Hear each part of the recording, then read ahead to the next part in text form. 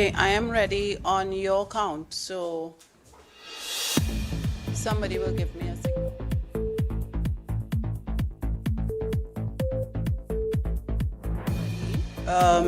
I am Crystal Moore, Chairman of the Tobago Regional Health Authority. I want to welcome you to this morning's Q&A. I want to first welcome the other members of the Board of Directors of the Tobago Regional Health Authority that are here. I also would like to recognize the CEO, Dr. Baker, CEO, Tobago Regional Health Authority, as well as members of our procurement team and members of the Tobago Emergency Management Services, a division within the TRHA that is responsible for our ambulance fleet. Other members of management and support staff of the Tobago Regional Health Authority who are in the room with us today, we welcome you. Members of the media, thank you for participating in this engagement. We have been constrained to ask that we commence this discussion because of misinformation and mischief by particular agent provocateurs in this space. This matter, by, as I say, agents of mischief, threatens to undo the work of the professionals in the Tobago Regional Health Authority by undermining it, by discrediting it, and by generally rubbishing the hard work of public officers, public servants, hardworking members of staff throughout the organization. The management and the board cannot sit by while our staff and their hard work is slandered. And so because of that, we are here today. I want to remind you where I started. I started by introducing myself as chairman of the Tobago Regional Health Authority. There has been some decided misinformation in the space about my authority to use that designation. But I want to assure you that when the president issued that authority under her hand, I don't think that she made an error, and certainly we are convinced, because we have in hand various letters of appointment, that the board is properly constituted, duly authorized, and continues to act as we are required to do under the banner of the TRHA Act, and we carry out and discharge our responsibilities as that act has provided. So we want to stop that disquiet right now by assuring you the Tobago Regional Health Authority is properly constituted, and I sit at the head of that board of directors as its chairman. That is the first matter we want to address. Coming out of that, we will take 5 brief questions by members of the media. I think we have 5 media houses. One of you can get 1 question each if you have questions on that issue. When did the board receive your appointment? We have had 3 iterations of various appointments. Let me get my dates for you. So our first appointment came, as you know, on January 6th, 2023. Our second appointment came on the 17th of April, 2025. And for a brief period between that time, the Executive Council of the Tobago House of Assembly appointed a steering committee, as it were, while we awaited Cabinet and the President of the Republic in renewing the instruments. This is not unusual. Quite often there is a delay, particularly with Tobago boards. There is a delay between the Cabinet receiving the requests from the Tobago House of Assembly, Cabinet acting on that request to renew the various boards, and then transmitting that to the President, and there may be a further, or there is normally a further delay there what we have found over the years is that the delay generally is at the cabinet level and not at the level of His or Her Excellency. And this was the same thing that happened this time. So in anticipation of the very usual delay, the Tobago House of Assembly, in its wisdom, by Executive Council, Fiat, would have put in place Tobago Regional Health Authority Management Committee, which committee would have started its work on the 12th of January 2025, after the expiration of the board. And that committee remained in place until we were in receipt of Her Excellency's appointment letters. Additional questions on this matter? I trust that that has put that to rest. While we are dealing with this matter, and that is the whole question of the legitimacy of the board, and more particularly the legitimacy of the chairman, let me say categorically that the matters that have been uttered in the public space on this issue as they relate to me are defamatory. And I have courthouse clothes. What that means is that the persons who have uttered these defamatory remarks and the persons who have shared these remarks or have shared in these remarks will be sued.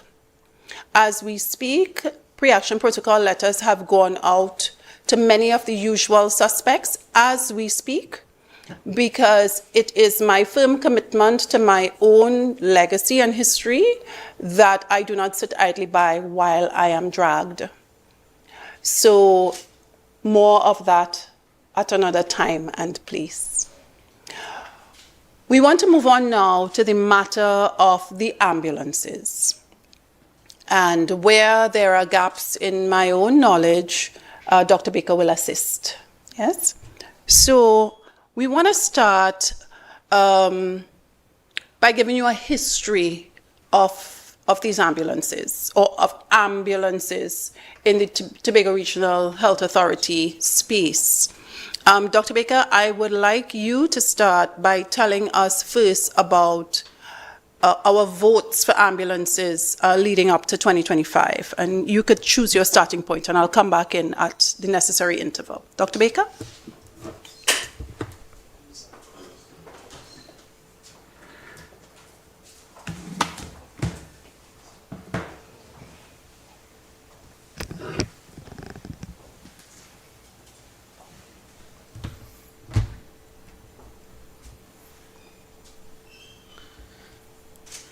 Thank you, Chair. We have the protocols to observe, which will include me speaking to the Board of Members of the Tobago Regional Health Authority, and we have the staff. The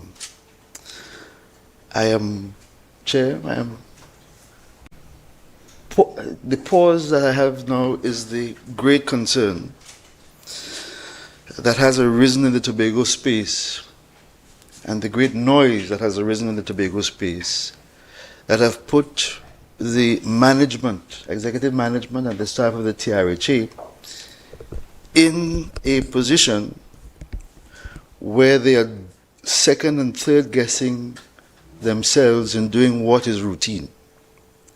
Beyond that, the concerns as to our clients having to make a second thought as to whether or not they should access our health services and access our ambulance services in particular is something that I think responsible people in elevated positions must be very, very much careful with. Our ambulance foray, in fact, in this last iteration, saw us through almost a tragedy of sorts, through the global pandemic, 2019 to 2023. And even before that, if you've looked at what has happened in the Tobago space, we've seen the number of ambulances or fleet count fall from 10 to 4 and to sometimes one ambulance between the years of 2013, and 2021. In fact, if I'm to help you through a brief look at the allocation for those years, under subhead 09, item 07, subhead 46, you will see that the allocation received, actual allocation received by the TRHA in 2013 was $1 million. 2014, $675,000. 2015, $700,000. 2016, $500,000. And through the years 2017 to 2019, nil. If you look closely, 2020 and 2021 are also included. Those items are notably in red because they represent the allocation to the TRHA for ambulances under a different administration. Understanding that an ambulance in today's world costs anywhere between 1.4 to 1.8 million, the allocation per year was insufficient to even purchase a single ambulance when the fleet count moved from 10 to 4, and at its very worst, one ambulance in the space. This coming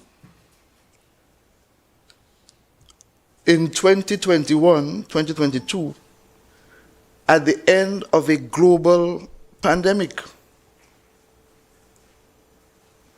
COVID-19. As a DMO at that time, we were treating with issues where 3 deceased bodies had to be packed up in one refrigerator space at the hospital. The entire service was inundated with calls all throughout the island, and the wait times sometimes exceeded an hour to get an ambulance in the space. Whole countries were locked down, and we came out of that crisis period in 2022, but we were left with an even more significant challenge. Supply chains were locked down, and therefore neither the TRHA or the RHA in Trinidad and Tobago could have easily accessed either the parts or the whole ambulance systems to ensure that the fleet that we had could have been brought up to something that was reasonable.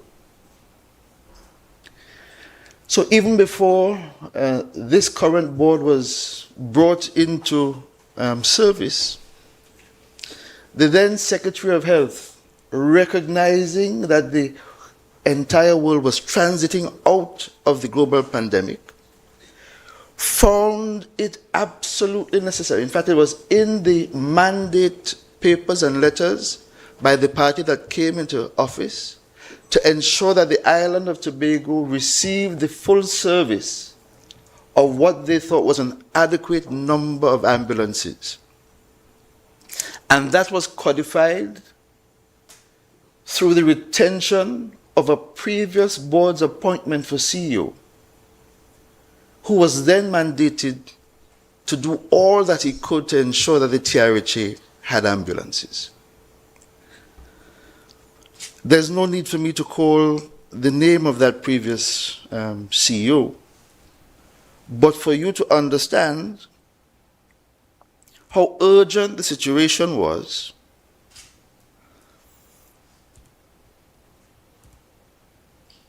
and the process, and Chair will give you a little bit more detail on the process that had to be used to secure those ambulances, even before the proclamation of the procurement legislation.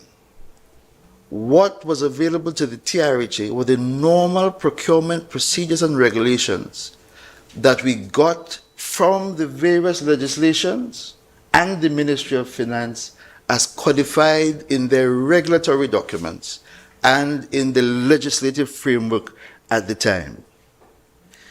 If I am to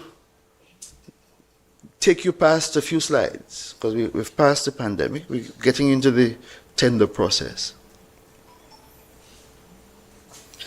After considering the urgency of the matter, the approval was granted to the TRHA in 2022 to ensure that we had the ambulance fleet brought back up to a reasonable number. The process selected then on the 19th of October 2022 was selective tendering, and 7 companies, most of which operated in the local space, Trinidad and Tobago, were invited to provide or to bid after the tender documents were placed in the public space. And these companies are listed: Ansa Motors, LaFast Motors, Lifestyle Motors, Massey Motors, Toyota, Greenway Ford, Rev Ambulance Group, all of whom had experiences in delivering ambulances into the Trinidad and Tobago space. We utilized our internal dedicated team of individuals who are accustomed to managing the fleet. The team lead at the time of specification detailing was Mr. Lester Frederick. He had with him on board folks who were involved in the process of both procuring parts, buying and driving and managing the entire ambulance fleet: Mr. Dwight Pear, Mr. Orville Smith, Dwayne Tobias, Avatol, Charlene Abraham, and Sharon Wilson. And you would note that the last 3 officers were part of both the accounting and procurement units within the Tobago Regional Health Authority. So we had a team that detailed the specifications after reviewing the legislation regarding ambulances, looking at the approved list provided by the Ministry of Health on the website. The specifications were detailed. The process documents for the selective tender were produced. Those documents were then deposited into the public space, and you had the companies selected to provide bids for the ambulance. Because of the pandemic issues, only 2 companies were able to provide actual bids, actual documents for the committee to evaluate. And those 2 companies were Massey Motors and Ansa Motors. And you can see the cost of the units that they produced in their bid documents: $1.4 million per unit for Massey Motors and $1.7 million per unit. Grave concerns were expressed about the technical capacity of both agencies and their capacity post-pandemic with global supply chain issues to deliver the ambulances at that time. And the committee then decided that neither of the tenders produced by those 2 were sufficient. A recommendation with regards to that was sent to the board. But the crisis continued. The fleet fluctuated between 4 ambulances and 1 ambulance. And all of this is pre-proclamation of the current procurement legislation. The board cannot sit idly by, neither could the secretary, seeing Tobagonians waiting for 2.5 hours for an ambulance to take them to a secondary care facility. In that case, there was only one hospital available, and do nothing. There are politicians who are in this space behaving as though what we should have done is waited, sit idly by as they did through 2013 to 2017 with the limited amount of funds that they were providing to the TRHA, and sit there with their hands folded while a crisis was developing on the island of Tobago. Under the leadership of the chairman, Chrislyn Moore, after the recommendation of the procurement team, the board and the management of the Tobago Regional Health Authority engaged a process that they called emergency procurement and placed, again, tender documents into the public space, selected another committee, reviewed the specifications, and asked for companies to provide their bids based on those specifications. Crisis management, definitive leadership by the team that was in place by the Tobago Regional Health Authority. Post that, the bidders at that time, next slide, GMRTT, Toyota, Amalgamated, Rev Ambulances, Ford, and BMT.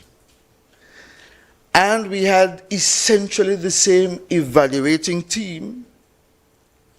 And if you go to the next slide, you'll see them and you'll probably come back. Again, the head of the team for EHS, Mr. Lester Frederick, Mr. Osbert Williams, who was our PMT coordinator, the person who manages the fleet of vehicles for the Tobago Regional Health Authority, Mr. Orville Smith, and Mr. Kester Bob. Those Tobagonians took their time to go through the documents, and you can go back one slide. Go back one slide. To go through the documents presented by each of the persons who responded to the tender. And they scored them based on the criteria, and I have the criteria listing here. If you wish, we can provide that for you. And scored BMT as having the highest technical capabilities to both provide and supply or deliver ambulances for the TRHA. CEO, I am going to interrupt the CEO, so we're tag teaming today. Just so that you can get a complete picture both from the eye of management, which is the CEO, as well as the eye of the board, who has an overarching responsibility to deliver on the policy of the Secretary for Health and by extension the THA. Now, part of the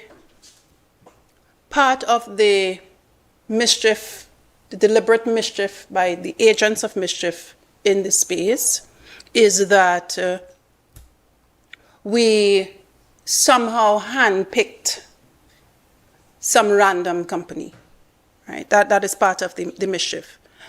Part of the mischief is also that this is of some kind of recency. That is part of the mischief.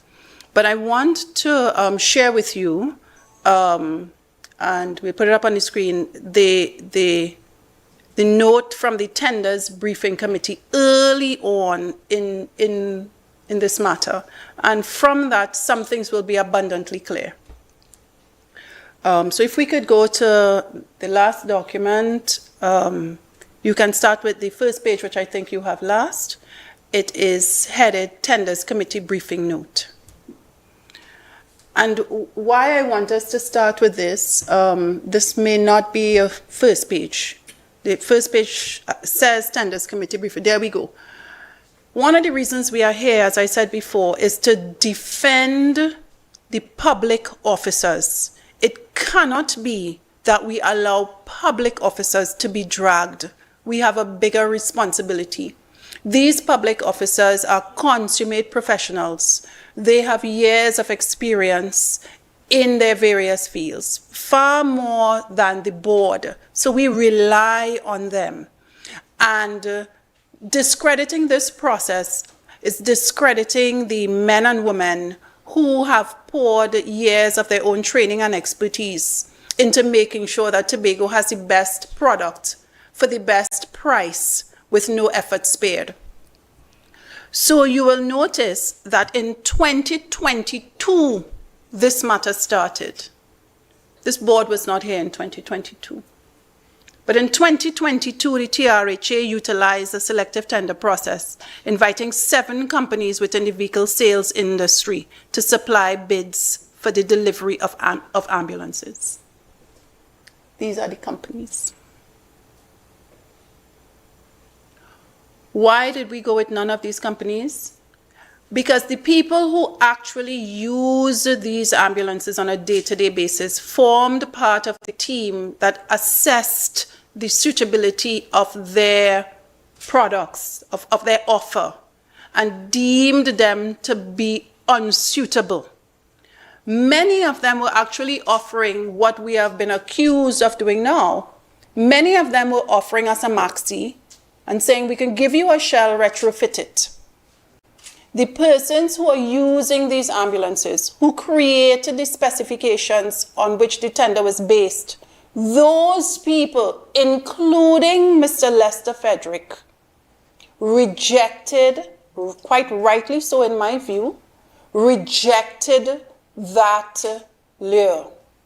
Mr. Lester Frederick and his team said, we want purpose-built ambulances. We will not accept from any of you a shell that we will retrofit.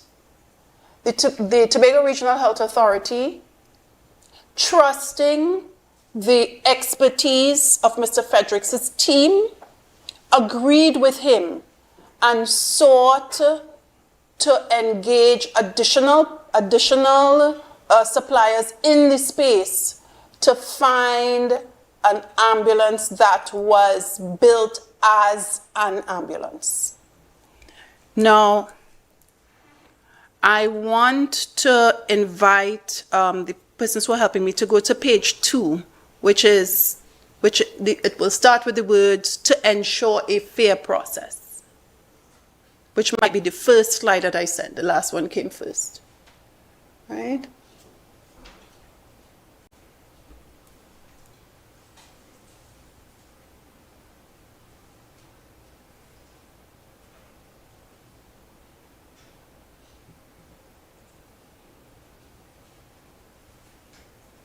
Oh, there we go. All right. So much hay has been made about the cost. Much hay. We are told by internet mischief makers of some renown that they could pick up ambulances for $300,000. We invite them to do this. We invite them to go and buy an ambulance anywhere in the world, a purpose-built ambulance with the specifications that Mr. Lester Fredericks and his team developed for $300,000. We welcome the attempt. Because when monies are spent, before even a decision is made to evaluate an offer by a supplier, procurement does its due diligence by finding out the cost of these items on the open market.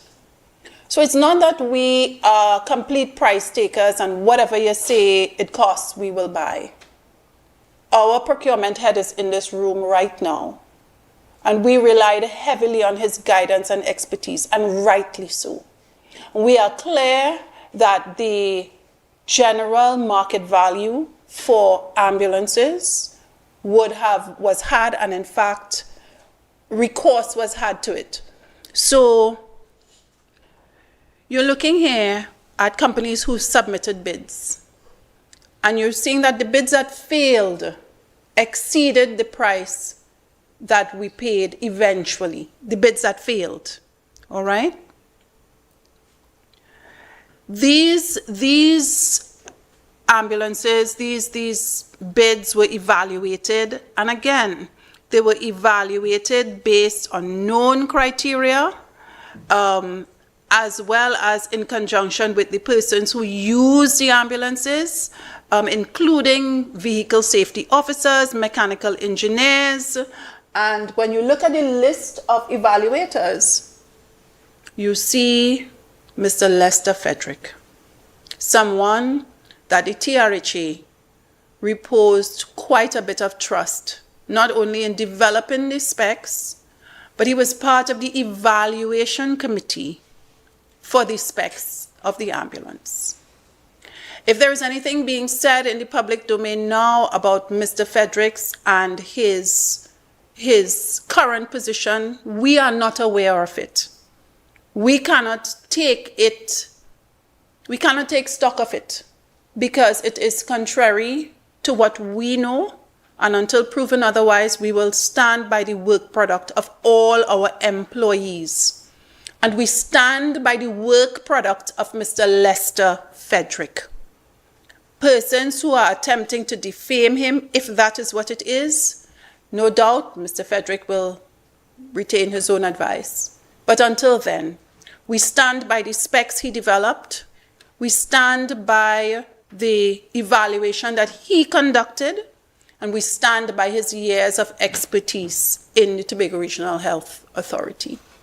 That is our obligation to all staff members, and he is definitely a member of staff. Now,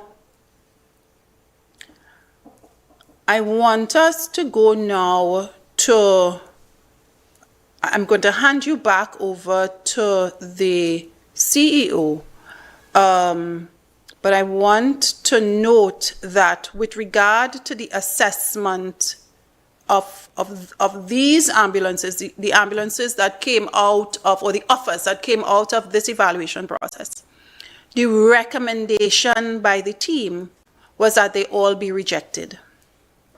That was the recommendation, that they were unsuitable and that we then go to emergency procurement of some other vehicle. Yes, I'll hand you over to the CEO and I will intervene again at an appropriate point.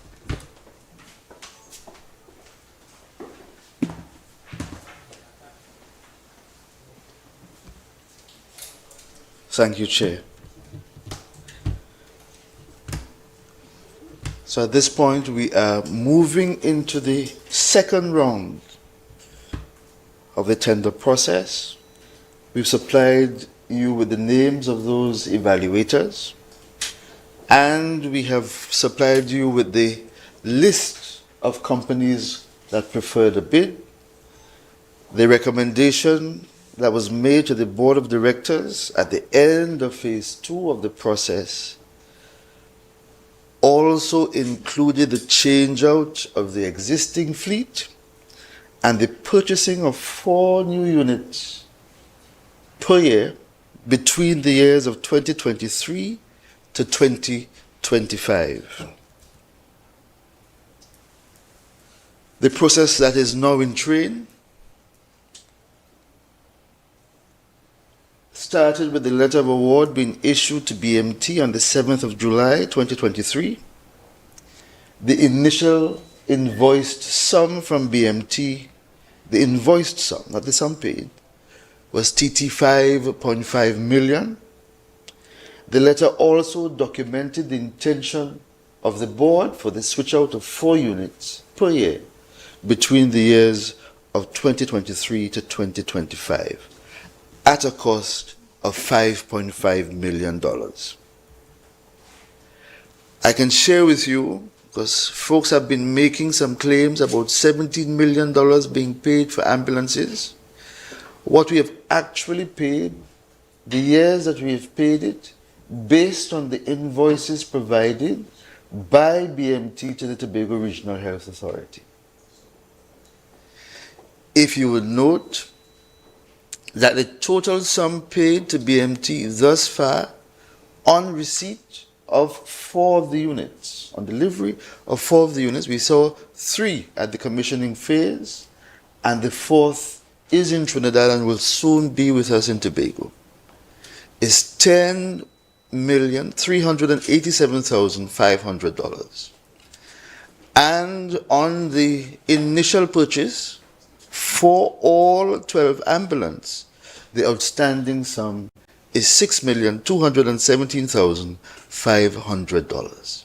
The facts.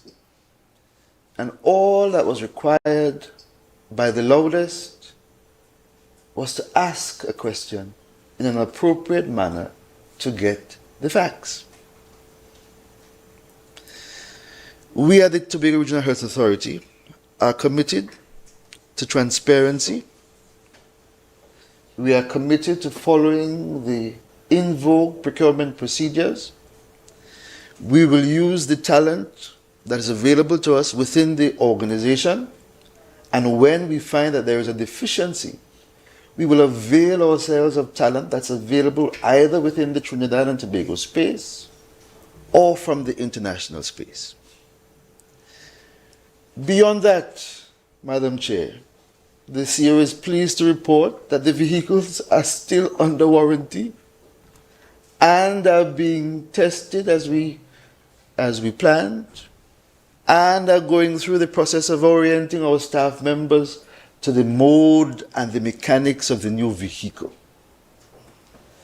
The supplier is bounded by the contract of the supplied and approved specifications. And with that contract relationship, Madam Chair, the supplier must meet those contractual obligations. The authority reserves every mechanism available to it to ensure that the supplier meets those specifications provided. And we have gone even beyond that. We have asked our teams if there are things that we wish to change before the warranty expires, that we can do the adjustments.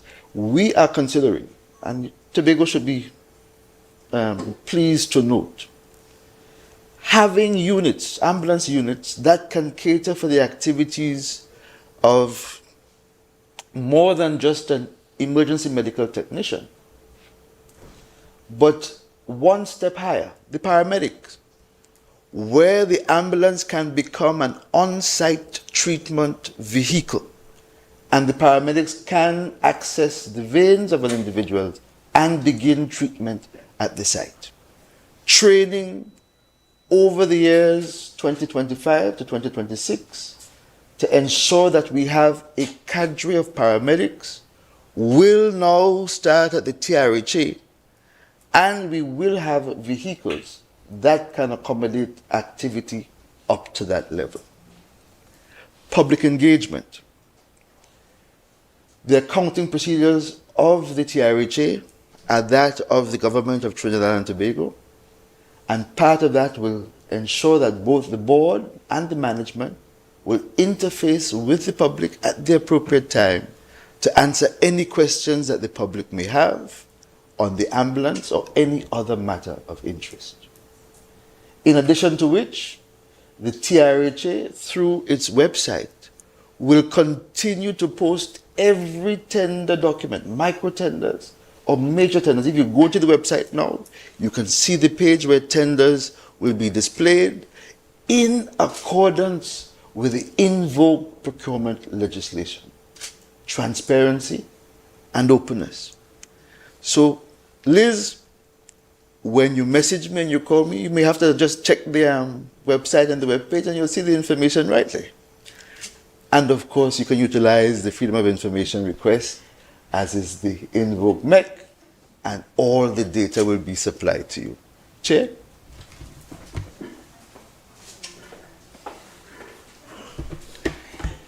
The specifications developed for the ambulance by Mr. Frederick's team numbered 41, meaning there were 41 points of intersection that any proposed bidder would have had to meet in order to satisfy all the specifications of Mr. Frederick's team. BMTT, is it? BMTT met all 41 criteria. So that this, we are fortified in our view that the ambulance dovetail, the ambulance that we purchased was the ambulance that we sought if we go by specifications alone. Now, are there teething problems? Of course. This is a new product, but where are we coming from? When I attended my first board meeting in 2023, and there are members of the board here, we were told by the then CEO, or was he the acting CEO? He was the CEO. We were told by the then CEO at the first board meeting that there was one ambulance in operation. The board was scandalized, horrified, and quite frankly, frightened. We were told that there was one working ambulance on the island of Tobago at our first board meeting. By the end of that week, we were told that we now had 4 working ambulances because an additional 3 ambulances were brought on stream by cannibalizing other old ambulances in order to get parts. We have countless board notes approved in that year for the purchase of parts to try to keep our ambulances on the road. If you go back, those of you who keep a record of social media events, you will see the complaints from various people, including board members, about how long their loved ones were waiting for an ambulance. We were in a crisis. We met a crisis. No doubt this crisis was created in whole or in part because of the insufficiency of the allocation for this particular item. But that is what we met. So what did we do? We immediately activated the process, got a team of users on board, that is members from Thames, engineering, etc., approved their specs, went out onto the market. That is what we did. What else did we do? We had to rent ambulances. Very recently, one of our ambulances got into an accident, and there was a lot of publicity surrounding that. Liz, I'm sure you reported on that. You tend to be at the forefront of these things. That is a rented ambulance. We rent ambulances. We are constrained to rent ambulances because our fleet, the fleet that we own, is old. We have cannibalized at least half of the fleet to try to keep the other half running. That half, and it's less than half, it's about 4 now, we're down to 4 that are running. Those 4 are insufficient to meet the needs of the people of Tobago. And until our 12 come on stream, we have to rent. The cost of supplementing our fleet ranges from $500,000 to $900,000 a month. Buying these new ambulances is not only an imperative to secure the future of not only the average Tobagonian, but the future of a tourism product. But it is an imperative that these ambulances come on stream so that we could stop spending on rental, a matter that we have no choice in right now. One question that arises very frontally appears to be, why would persons who are intimately involved in developing the specs and signing off on the specs and signing off on the service provider, why would they now be appearing to resile from the very thing that they built, the very specs that they built? I don't have an answer to that. But I want to remind that in the absence of this board, in the absence of renting of ambulances for the Tobago space, I want to remind that there is a private ambulance service in the space and that you pay for use of that service. And if you are members of the Fort Estate, then you should tell the people who owns that service and ask them to connect the dots. CEO, remind me of where we are in our spiel. We had an incident recently. As CEO said, we continue to test drive these ambulances. They are under warranty, and we have an extended warranty. We have a generous warranty, and quite frankly, our contract is a good contract. If the ambulances are not serving our purpose, then we will get our money back. There is no iteration where we will preside over purchasing items that cannot be used with no recourse. We have seen that already in the Tobago space. Director Director Yvette reminds me of something that was bought by a previous board that could not have been used. Director will remember and I will remind you. That's not going to happen here. But we are having teething problems and the supplier is working with us to resolve those issues, and we are confident that they will be resolved. And if they cannot be resolved, we are confident that our legal recourse is sound. We are confident that our legal recourses are sound. Right? So I feel that by now, so here is one of our ambulances. This is a shot of it winding its way up on a test drive on Mount St. Benedict Hill. I don't know how much of you are familiar with that hill, but it ain't gentle. So the ambulances are being robustly test driven. Our primary users, that is TEMS and the ambulance drivers, etc., they are a part and parcel of that exercise. We have done some additional cosmetic work to them, and some work we have not done. I don't know how many of you have had the opportunity to get a new thing.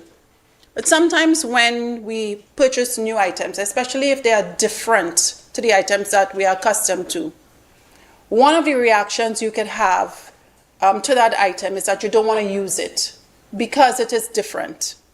These ambulances are different. They are bigger. We bought clean emission vehicles. In fact, we bought zero emission vehicles, right? So they are completely smokeless. We bought vehicles that can carry more than the regular capacity. We bought vehicles that are stick shift so that they will last longer. We'll have less transmission problems. They'll climb the hills robustly. But we have made some modifications. For example, Tobagonians are big people. We're tall, and the cab was small. So we extended the cab. Does that void our warranty? It does not. We are within our right to say we don't want this red, we want it green. We don't want it blinking to the left, we want to blink it to the right, and ask our supplier to make those changes. And we have done so. With the support of the supplier, we are looking forward to our entire complement being on our road soon. It is important to us that this happens because this will mean that we cut our spend. In a time of austerity, we need to spend less. And that is what we're trying to do with these ambulances. I don't think that there's any more I can usefully add to the ambulance conversation from our end. And once again, we invite questions from the media, one per media house, because we would have covered a lot. And I feel we ought to have answered most of your questions. I want to start with the only reporter to have asked any questions of us at all over this debacle, and that would be Olive. Nobody else has ever sent questions to the board with regard to this, but we notice that on everybody's page, we see all sorts of things reposted. So Olive, thank you for doing your duty as a member of the Fourth Estate, and in honor of that, we will take your question first. Good morning. I would like to know, is there a service facility in Tobago or Trinidad that is authorized to support and maintain divorce traveler vehicles? And if not, how do you all plan to maintain these vehicles over time, especially after the warranty? We have an opportunity, as you mentioned, we have a warranty. It is a generous warranty, and we have an opportunity to extend that warranty. So I think our current warranty might be 3 years with an option to renew for another 3 years. So we can continue to pay for warranty.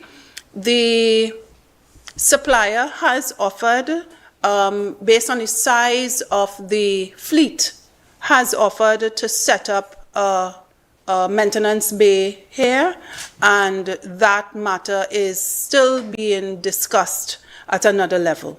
So one way or the next, we will have the option of support. Liz? Support currently is in Trinidad, but there is the option, as I said, for building a bay here. Liz? No, not Liz. I'm sorry. Thank you very much, Madam. Natalie Singh, Channel 5 News. Natalie. Hi, Natalie. I'm just wondering, this debate was raging. Weeks, actually. Well, it was talked about, I would say, somewhere around November, well, last year, because I had certain guests on. But I normally it was my responsibility for the morning show, so I would have had guests where they spoke about the ambulances and they were wondering what was going on, but you seem to have been doing some bit of footwork. So I was just wondering what took so long to outline and lay out, in fact, to the public, all the work that you've been doing, because this certainly didn't look like yesterday this happened. It certainly looked as though you were doing this for many, many months. So just give us an idea or a little picture of what is the extent of the work and why it took so long. All right, so if I am to understand you, you're wondering why we took so long to respond. Natalie, really, I think it is unseemly, certainly for me, certainly from my perspective, and I admit it is personal, but it is unseemly for me to be barking after every car that passes. I don't think it is appropriate. I don't think it is a good look. And once you start down that road, you can't stop. You can't stop. We were always confident in the advice that we received from procurement. We were confident in the advice we received at the development stage in terms of the development of the specs from the users and our team headed by Lester Fredericks. We were confident in the process. In fact, one of our disappointments was that we didn't get these vehicles sooner. And that had to do with disruptions in global supply chains across the world. So our shipping took forever. We were stuck on ports around the world forever. And, we just did not have control of those international issues. But the matters that we had control over, we were confident in them. We are also no strangers to the space where people take the opportunity to drag good people down in order to make political noise, to try to resurrect old political careers, to try to build new political careers. We are no strangers to those things, and we cannot always acknowledge them and give oxygen to people who are gasping for breath, notwithstanding the fact that we are a hospital entity. But it is not our role to resuscitate dying political fortunes. That's not our role. But it has gotten to the stage where good people are being dragged. Professionals are being dragged. The board, we can handle it, but it is unfair for our procurement team to be maligned through the back door. It is unfair for Thames, who took great heart in putting this thing together. It is unfair, and it is only to protect the Tobago Regional Health Authority family and to quiet any anxieties with the public who would have to use these ambulances that we are constrained to address the professional mischief makers in this space. We urge you as members of the Fourth Estate to reach out to us. Olive was the only person who did. Everybody seemed to be willing to amplify the noise rather than try to cut through it to find out what the truth was. I mean, Natalie, you mentioned that you've been hearing about this since November, but we have received no correspondence from your organization asking us what the position is. Liz. I just want to clear that we at TV6 did reach out. We did reach out to the communications unit We also reached out to the secretary for questions on this matter, so it wasn't a situation This is a where the media... TRHA procurement. I know. I also reached out to the CEO, Dr. Delmon Baker, on the matter, so it's not to say that members of the media didn't try to reach out on this issue.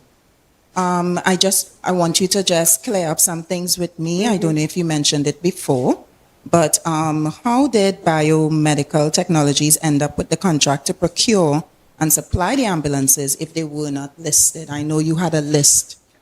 I don't think you were listening.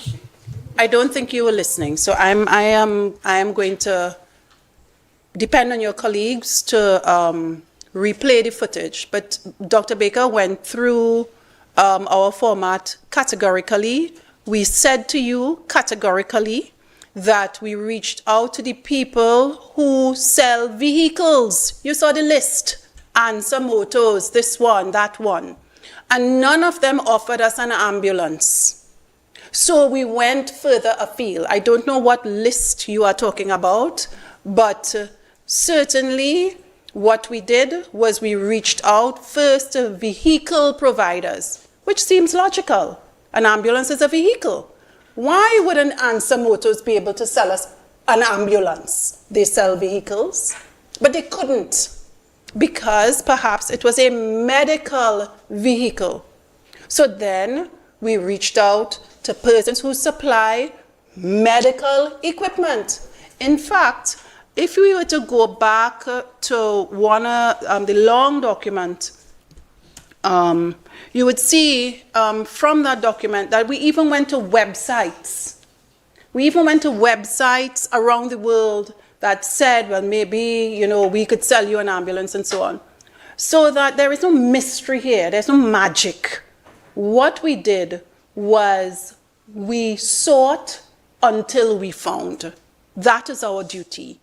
And we discharged it. Any other question from any other media house? Could you tell me in terms of One the ambulance? question per media house. We'll get back to you, but you have to give everybody else a chance. Okay, we're really talking about Mountain Benedict. Kenisha George, Newsday. Hi, Kanisha. We've heard you talking about Mountain Benedict, and the ambulance would have used that. We're also hearing in the public domain that the ambulance had problems getting up John Dial Hill. Do you care to clarify that? Well, you tell me. Because John Dial Hill not as steep as Mountain Benedict. Do we have teething problems? Yes. But one of the problems we don't have is ambulances not working. That's not the problem we have. We have teething problems. We have training issues that we are going to resolve. We have specifications that we have added to the service provider, things that we didn't ask for, but that we have decided that we needed. And so we are, I don't want to say we are retrofitting, but we are adding, we are beefing up the ambulance. But one of the things that we are not concerned about really is whether the ambulance can act as an ambulance. I think we are confident in that. But if we are wrong, I remind that we have a robust contractual regime that we can rely on at any point in time. Dr. Baker mentioned something, and I was asked by legal to mention it if I got the chance. So not putting anybody off the game, but Dr. Baker mentioned freedom of information, and you can get the relevant information by freedom of information. We want to remind, legal has asked me to remind, legal has tasked me, that when an information request comes in, our first obligation is to tell you, yes, you will get it, or no, you won't. When we tell you, yes, you will get it, we often say if there is a cost. If it's one page, there is no cost. If it's multiple pages, CDs, whatever, there is a cost. And we normally communicate that to you. Once the cost is paid, it is not automatically produced immediately. because we now have to deploy the resources in order to collate, to copy, to bind, to whatever. So legal has asked me to remind or to inform members of the public that the process is not an add water and stir process, but it does have multiple stages, and we are, of course, committed to observing all legislative provisions, including freedom of information provisions. But we are also mindful that the process takes time, and so we use that time. Yes? Sorry, was there anybody else before I circle back? Yeah. Tell us. No. Is there anybody else who hasn't asked a question yet before I go back around? I'll come back around, but just to make sure I haven't missed anyone. Okay, no. All right, so, no? All right. All right, so this is, we're going to be winding up now, so this is the last question for the entire group. Yes? The brand Isuzu popped up. Yes. As part of, there's Thank claims that you. it was part of the discussion in the procurement process. Just confirm if that has happened and at what stage did Right. it change from that brand There was to no Force? change. What happened is when the tender went out, so we did the RFP, people came in, we'll give you this, we'll give you that, we'll give you this, we'll give you that. It didn't work. It failed assessment. We went back out, and if I'm misspeaking, Mr. Goodridge, you could just wave no. All right. We went back out with specs, but in the initial stages, one of the vehicles they were looking at would have been an Isuzu, based on the companies who they were courting or who we were courting initially. The word Isuzu stayed on the tender document. When we eventually got somebody to meet our 41 criteria and we issued the tender document, the contract to that person to supply, the word Isuzu stayed in the tender document by mistake. But there was never an intention to have that company sell us an Isuzu. So it was an unfortunate oversight, I think a result of a cut and paste, quite frankly. And much hay has been made about it. But there was never an intention to purchase an Isuzu vehicle from that company. And we are fortified by that because when the company would have made its tender, it sent pictures of the vehicle. The tender document starts with a picture of the vehicle, and we awarded based on the vehicle that they said they could supply. They never offered to sell us an Isuzu vehicle. So that was an unfortunate error, and it tells you how small things can be manufactured into big things if you have the right temperament, if you have the right amount of malice, malevolence, evil, and mischief. But it was simply an error. Natalie. So I'm just curious as Yes? to how long does it take the board to respond or your legal department to respond to a freedom of information request as requested by, let's say, two individuals that I'm aware of, Mr. Pierce Robinson as well as Ms. Rhonda Phillips. So I'm just curious. And then You are asking on behalf of Pierce Robinson and Rhonda Phillips how long the board takes? As a news reporter, I ask things on behalf of the I am public. asking for clarification. Well, those two are members of the public, and I'm asking on And you those- are asking on their behalf. Yes. The Freedom of Information Act is very clear as to the timelines, and I don't think the TRHA is in violation of any timeline under that act. So my answer to you is we observe the Freedom of Information timelines. The first timeline is that we are obliged to answer you in 30 days as to whether or not we will or can supply the information you ask. That is the first thing. I'm not finished. The second matter is when we respond to you to say we can't, well, that's the end of the matter. You can go to your attorneys and get resort there, or maybe the ombudsman. If we say we can, we ask you, how do you want the information if you have not said? In the case of Ms. Phillips, we asked her how she wanted the information, and if she wanted it in hard copy, we gave her the cost. Ms. Phillips, since you raised her name, Ms. Phillips took 2.5 months to respond as to whether or not she wanted the documents in hard copy and whether she would pay. Being incentivized, no doubt, by the voice of the other mischief maker that you mentioned in the space, she decided that she would float on that oxygen and make noise. That, of course, is her choice. But we continue to observe the timelines of the Act, and we are not in violation for either of them, either Ms. Phillips, bless her, or Mr. Robinson, fabulist and pretendist that he is. Next Just question. in terms of the communications department, how long does the board take to respond to questions coming from the communications department? That's an internal matter. You are asking me, how long does the board take to respond to its own communication department? But you are holding the mic that was given to you by the communication officer. Next question.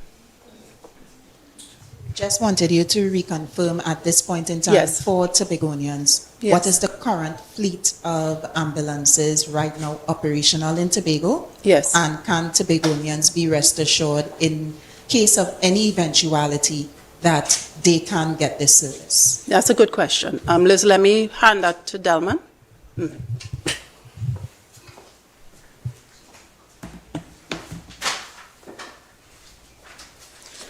The present fleet is 6 two-leased ambulances and 4 of the older Ford vehicles. Now, of course, we will have challenges from time to time because these vehicles are in service 24 hours, 7 days a week.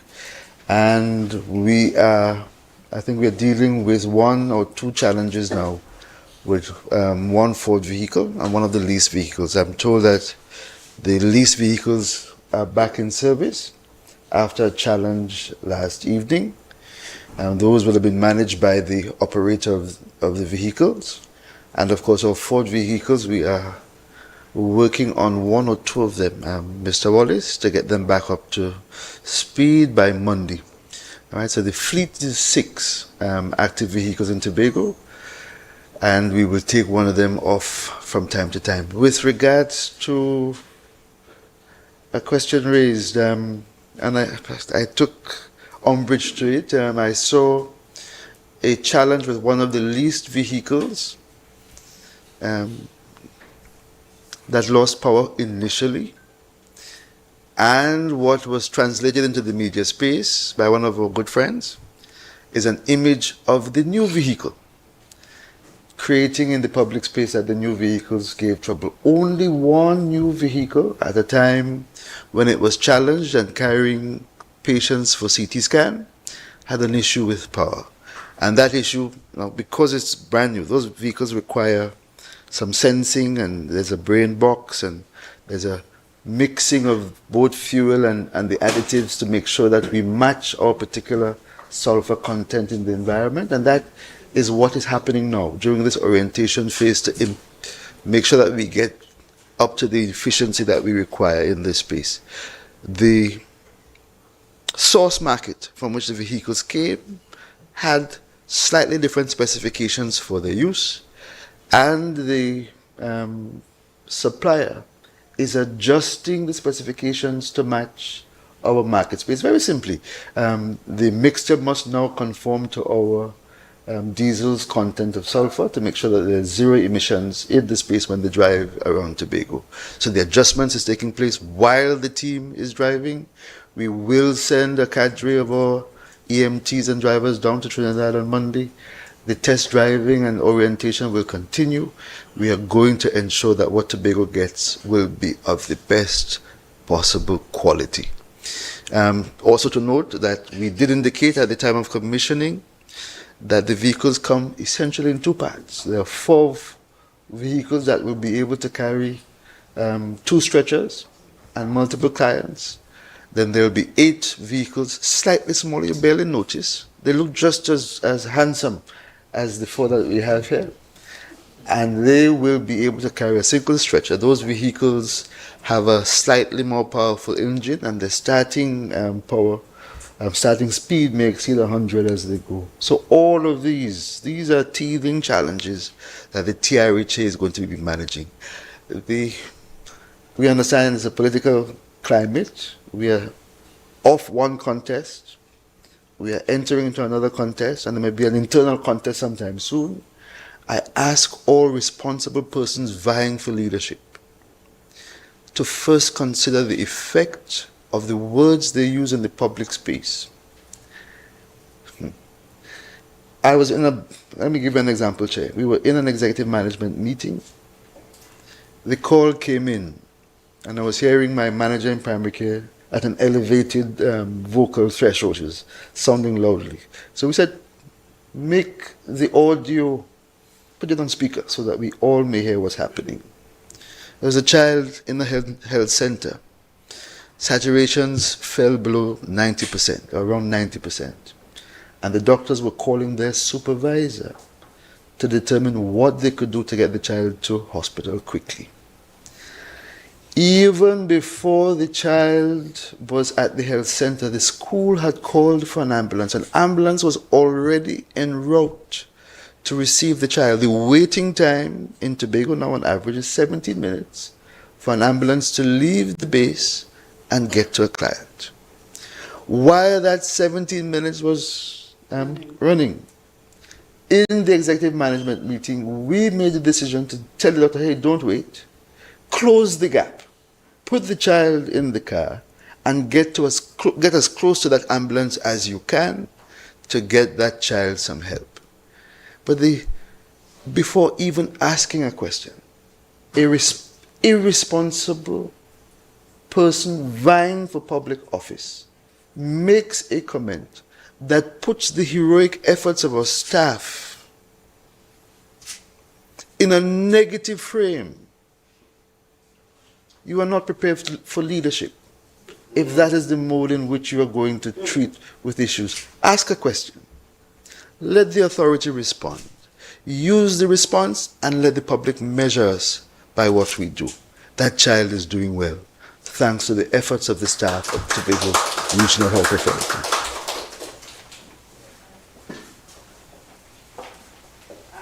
I think we went full circle. Yes? So I want to thank members of the media again for allowing us the opportunity to speak to the population at large through you. We want to assure members of the public that all regulatory protocols were observed in the procurement of this matter, procurement of these ambulances. We want to assure the public that we have an eye on value for your money, as well as appropriate contingencies in place if something were to go wrong to recoup your money. But ultimately, it is about the delivery of the service. That is what we are charged to do. And the TRHA is committed to delivering service, to reducing wait times, to making sure that there are emergency response vehicles in the space, and to reduce our wait times to closer to international standards. Quite apart from the ambulances, we are doing a lot more work in the space. We know that our wait times at the hospitals are elevated. Dr. Baker is working assiduously, he and his team, in order, together with us begging the Secretary of Finance, to beg central government, of course, to increase our allocation so that we can increase our medical ward, increase our surgical ward, increase, of course, our education product for some of these non-communicable illnesses so that people will have to visit us less. So we are doing a lot of work. Some of it you see, for example, right here at Roxborough, where we are now baby-friendly accredited and geriatric accredited. So you see some of it. You see some of it when you report on our cataract program. And very soon we hope you will report on our urology program that will keep our men with prostate and related issues on island as opposed to going to Trinidad for assistance. We hope that we will hear you reporting on our oncology suite as we move to bigger, more comfortable premises over the next 6 to 8 months. So we continue to work in the background in the space. It is not our intent to be forward. That is not our intent. We think that the work ought to speak for itself. And so you would not have seen us thus far. But as I say, we have to defend public officers, and that is why we're here.